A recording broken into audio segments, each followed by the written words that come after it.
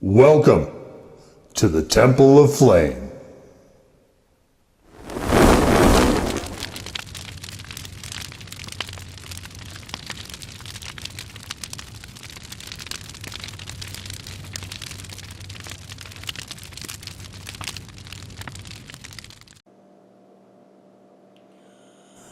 On today, Faithful Acolytes, we take a look at this.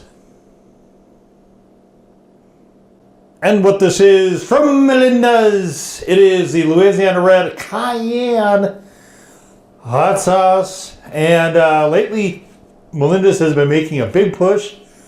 Ketchups. They've got hot honeys. Some of which I've actually done on this very channel right here. And so this is when I started doing the blog back in 2012. This and Marie Sharp's were two of the bigger names that I kind of kept half an eye on for a while because they were at that time getting a lot of attention, and I couldn't find any that didn't have onions. From either one of those two, I am happy to say finally this is my first hot sauce ever from Melinda's, and of course it would be Cayenne is, I guess, a little predictable. I would not, there's a reference here, of course, towards Louisiana style, which I would not say this sauce particularly is. We'll get into that here momentarily. But so this is a really curious sauce. You want fire, that's easy. Anyone can strike a match. Yeah, if you can strike a balance. I mean, a balance where heat and flavor find themselves on equal footing.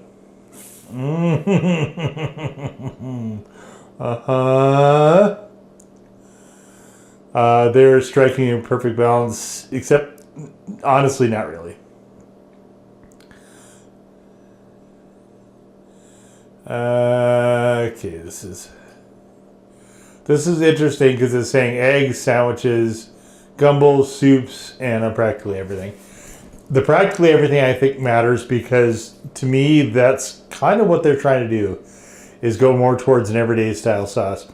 So we have red cayenne peppers, white vinegar, water, salt, and if we stopped right there, right after salt, that would be basically Louisiana style sauce. However, there's additional stuff.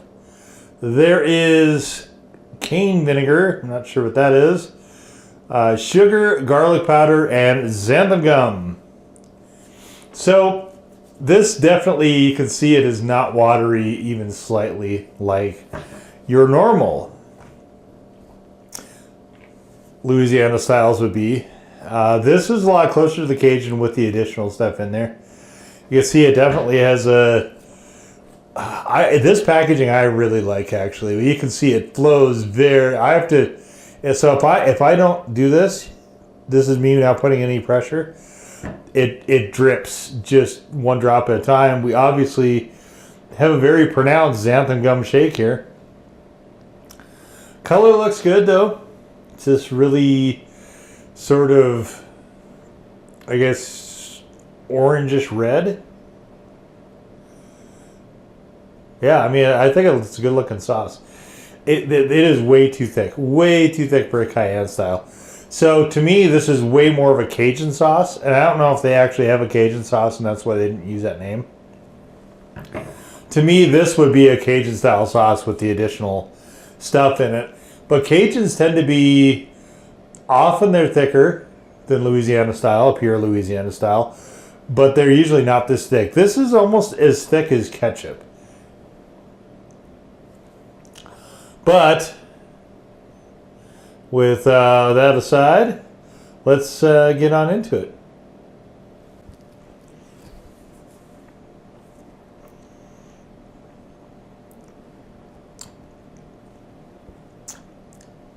So, vinegar, definitely cayenne, salt, and very notable garlic. It is a lot heavier of a mouthfeel though, and this stuff will hold in place. very, very well on food, which is another huge difference between it and I'm calling it a Cajun style. Normally what you'd have there flows. It's just a lot looser of a sauce. It tends to be. This is, like I said, it's really thick. It is not. So Louisiana style tends to be very, very, very bracing with the vinegar, and Cajun to somewhat of a less extent. You have some of those edges that are sanded off. This one it's very, very round and smooth. There's no edges to this, particularly on the vinegar side. There's 2 vinegars in there, but it is not a harsh vinegar blast by any stretch of the imagination. This is very tame. And I think that's intentional. I think they wanted to try to make it more of a ubiquitous sort of all-purpose type sauce where people could say, well, maybe they want a Cayenne style sauce and a little bit of a fuller, rounder experience. They just don't want to be hit in the face with vinegar like, say, a Crystal would do. So I think their approach that's probably what they were going for, I would suspect here. I don't actually know because most of the verbiage is talking about balance and stuff, and the flavors are somewhat muted, I would say, so I guess maybe that's how they achieve balance. This is by no means a bad sauce, so don't get me wrong. This is 10 fluid ounces, and you can get it for like $3 or $4 at Walmart. Stellar deal. If a sauce is usable at all for that amount of money, stellar deal, and grab onto it with both hands. And that's where I found this one. It is certainly not the best representation, I would say, of this style sauce, but it's almost in its own sort of realm, just with that thickness and the mouthfeel, and not really, even when it's hotter, what's on hotter temperature foods, it's not flowing particularly. So I got this plate. And I went to Wendy's, which it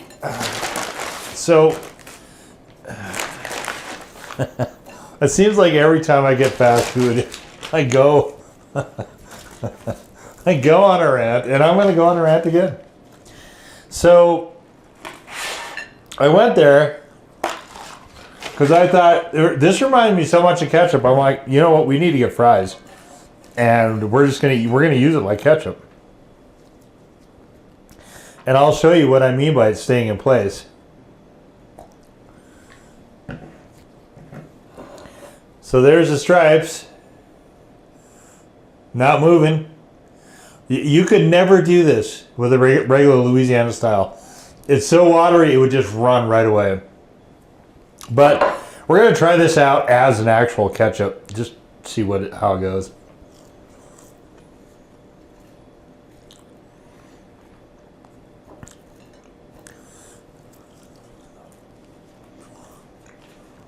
I wouldn't say this is something I would want to do again. But it is working way better than expected. It's a touch too vinegary for this.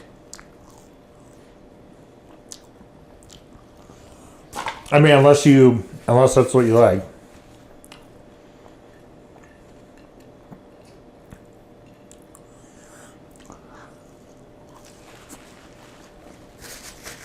No heat to speak of. That's why I was giggling at the copy there. There is not heat here. This is a 0. But I was going to get an Asiago Ranch from Wendy's. And so right now I'm boycotting McDonald's and Burger King. If you've seen my Burger King videos, you're probably pretty aware that I consider almost everything on their menu to be just straight up trash now. So those two were both out.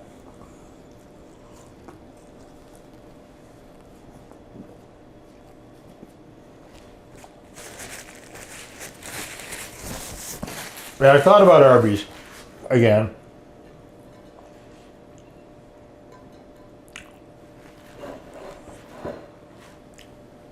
But I didn't. The fries that they have, I didn't want. I actually wanted something closer to Wendy's fries. If Arby's still had the old home-style fries, I would have got those. They haven't had those for...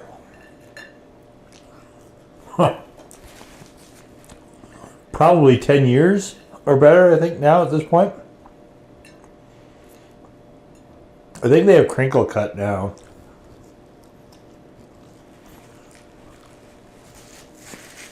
Not really a fan of crinkle cut.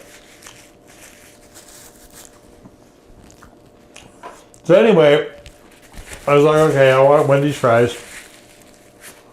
And I thought, it's been a while, quite a while, since I had the Asiago Ranch. And I like to have that every couple of years or so. Just to remind myself that it's a sandwich that I think is okay. It's never as good as I hope it'll be. So I get there.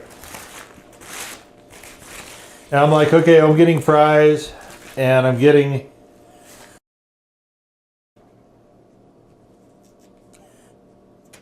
I don't know what these... Oh, this is fried onions. What the fuck? Oh, Wendy's. I hate you right in the face. Anyway, so I get there, and I'm looking at the menu. Wendy's is just out of hand. Straight up out of hand with their pricing. So this Asiago Ranch sandwich, it's $10 by itself. If you get in a combo, it's over $14. And I don't know what world that is going to be worthwhile for that sandwich. That kind of money for that sandwich. But it's not one that I am currently living in, I can tell you that. What is that? I don't know why those are on there. I wonder if they changed this. I don't remember those being on there before. Could be my memory's faulty. Could be, I'm going to blame Wendy's anyway, though. So, I go there. And I'm like, the hell. The hell.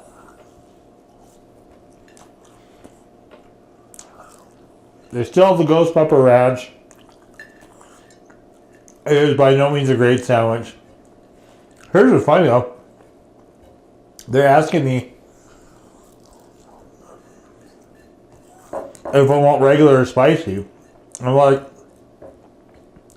I'm ordering a ghost pepper ranch, not a spicy chicken sandwich, because I thought that's what they meant. They were actually talking about the patty. The ranch itself is... It's so dumb.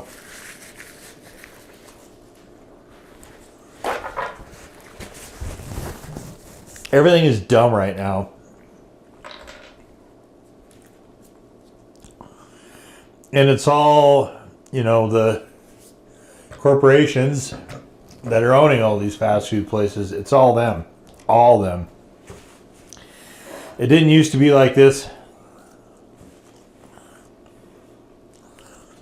And for whatever reason,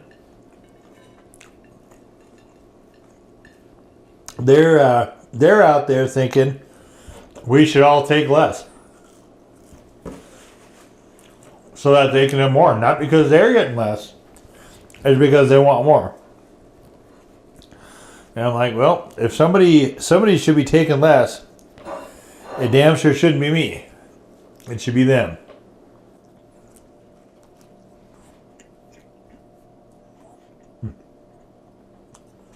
This is...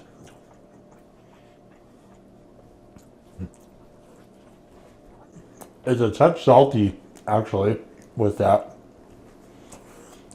Coincidentally, the fries aren't. You never know what kind of fries you're going to get at Wendy's, though.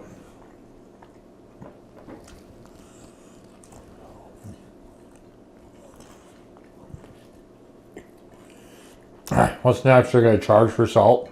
Not salted fries, you got to pay an extra $1.50.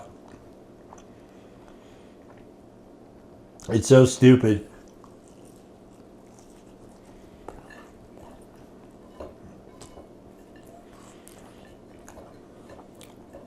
I read an article today also about a whole bunch of restaurant chains are maybe gonna give up the sponge in 2025. And some of them I kind of like.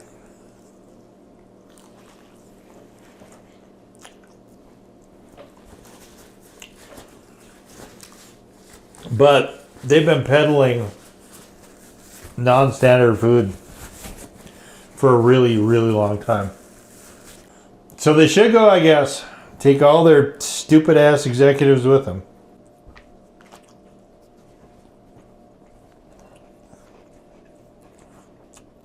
But I'm sure those people will probably just go to a different chain and ruin that.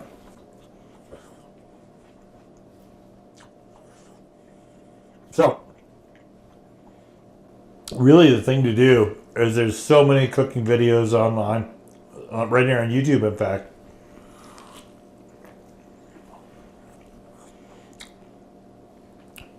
Especially for this coming year, I just strongly encourage everybody to learn to cook.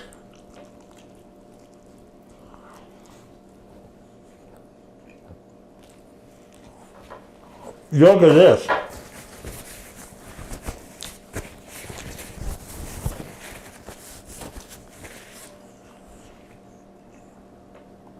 What I got was 13 and change. This is about $4. So,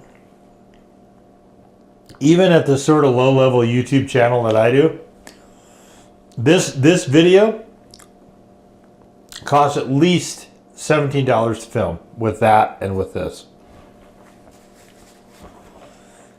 It's a lot of stuff that it seems like a lot of the how to be successful on YouTube channels and so on don't mention stuff like that. That there's a certain cost, tied into all this. At least for this style of thing. But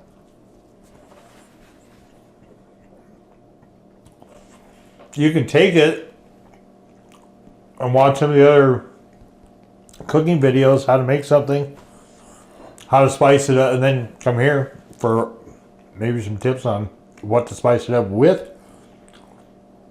And you could definitely do a damn sight better for that $17 than that plate of fries and this middling chicken sandwich.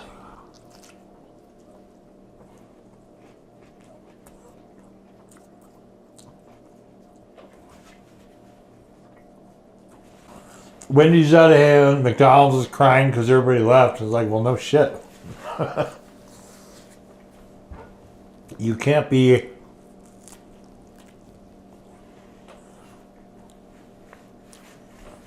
positioning yourself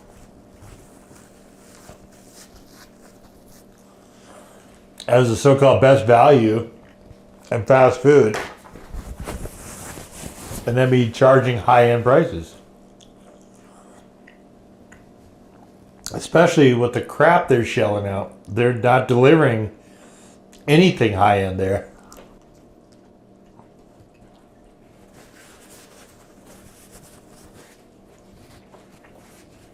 And I get it, their executives want to be paid more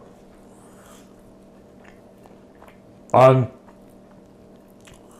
the backs of you and me and anybody dumb enough to go through the drive-thru.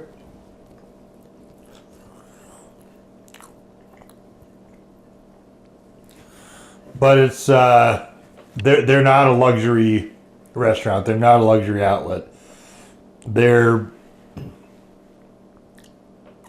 I don't even know if they're convenient anymore, actually.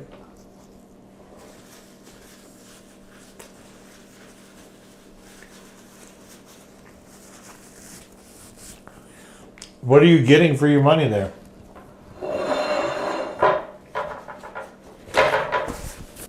Taco Bell hit on a really smart thing.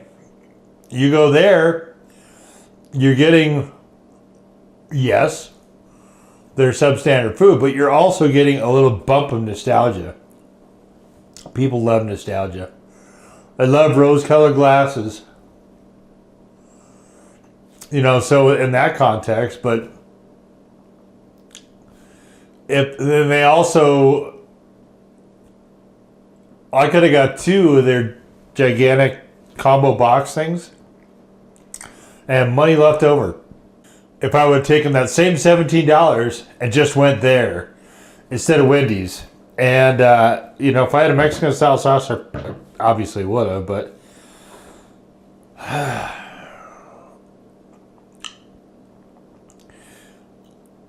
so I'm not complaining with the poor me how much it costs and all that stuff. Obviously, I know I can just not go there.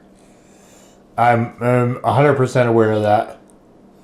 And I do that most of the time, actually. I eat fast food at this point generally only if I'm making content. I don't go there otherwise. I try really hard not to support that corporate greed. And, if you're in a position to do the same thing, I strongly suggest you do just that. But it's kind of interesting watching that. I mean, this is a food channel, so I have a lot of different food things here, and just the food world is something I kind of keep half an eye on. But it's wild to me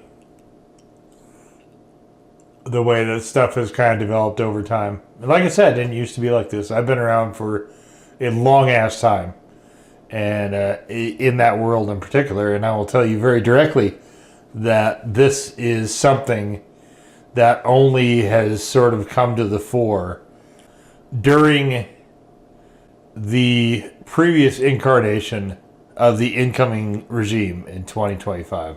So, but all right, we're just going to leave it there for now, and we'll get back to the sauce.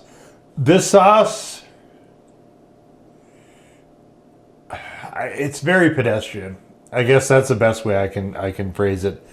Like I said, most of the edges have been sanded off. It does have a certainly an astringency to it, but it's not really a harsh, abrasive, punch you in the face vinegar hit. It's just not that. You do get a sense of the cayenne, and I guess it's there about as much as the vinegar is. Salt and garlic, I think, are slightly more forward into things. The vinegar is definitely the first impression you get, though, right out of the gate. But it is a fairly mellow one. So I don't see where this is a really interesting approach to a sauce, I guess. And I think it works well. And actually, because it is so tamed down, this works well in a variety of applications. I wouldn't put it probably on either Mexican style or, like, for instance, say a burger. But on the chicken, on the fried chicken there, I've had it on a lot of different fried foods. I've had it on breakfast foods. I had it on pizza. It is more flexible than Louisiana style in that respect, because I wouldn't normally put that kind of sauce on a pizza. Both because of the vinegar and also because it's going to sog out the crust. But this one, you saw it holds in place extremely well. And to me, that's a bit of a disadvantage, though, when it comes to stuff like macaroni and cheese, because it doesn't mix in quite the way I want it to usually. But it is still good. It still tastes good. It doesn't deliver, though, with those, I want the higher vinegar hit to sort of cut the richness. This doesn't quite deliver in that respect. If you start tacking in a whole bunch of this stuff, you start to get some flavor cancellation, and I don't know that I love the flavor of this sauce by itself particularly. It's nothing wrong with it. It's a good flavor. It's a solid flavor, but I want that sort of balance that they talked about on this label, and putting this in like a heavy cream sauce like that makes it very difficult to achieve. At least it has in my experience. So, and I've probably gone through 3-ish ounces of this at this point. So it has been fairly well extensively tested. I will run this out for sure The xanthan gum, sort of, I think there's a lot of it there. I guess that's the best way I can say this. So I think this is it's a good entry point. I think this is a good entry point for a lot of people. I think that's what they were trying to go for. I thought it was okay on the fries. It reminds me so much of ketchup that I had to try that to see how it went. And, I think it was fun. I don't, like I said, I wouldn't do it again, but I certainly had worse. Put it like that. So my very first experience with Melinda's hot sauce, I can't say I'm wowed, but I think this is actually, I can't think of another sauce that quite takes this tact with their approach. So, big props for that, I guess. I think it's, like I said, very middle of the road for me, but certainly there's nothing offensive, and even if it's nothing impressive, I will have no problem whipping through the rest of the bottle. And I finally got a sauce from Melinda's that I could actually get both in the blog, and you can check out the written review in the description below, as well as, of course, in the series here. But rant over, review over, and we'll just leave it right there. So that was the Melinda's Louisiana Red Cayenne Hot Sauce.